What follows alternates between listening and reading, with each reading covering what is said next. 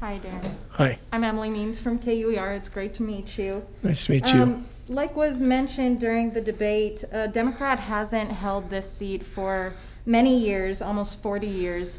What are you doing specifically right now to engage Republican voters in this district before the primary election? Well, I've lived here my whole life. So actually, months and months and months ago, the Republican leadership got a hold of me and wanted me to run for Congress as a Republican. So, but I said, I'm a Democrat.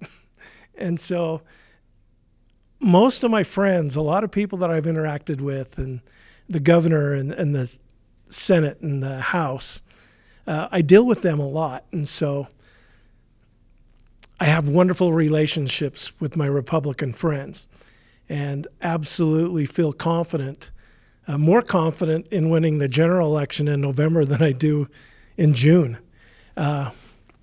Just because I'm a moderate. I'm not a progressive. And so a lot of times in these Democratic caucuses and things, they want you to be a little more left than what I am. So I think I'm the perfect candidate that bridges that gap, that has progressive ideas as far as how we treat people and how we treat the environment, but absolutely have the relationship ability to build bridges with people that have different beliefs than I do, because that's who I've hung out with my whole life.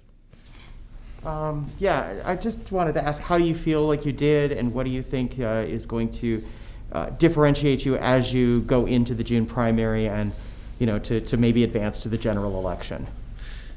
I think the biggest difference, and especially against a Republican opponent, that the first thing that's going to come out of their mouth is, I'm a conservative. I don't know what that term means. Because the Republican Party I know today, if they're talking about fiscally being conservative, they're not. And so I just feel really strongly about my ability that navigates both worlds.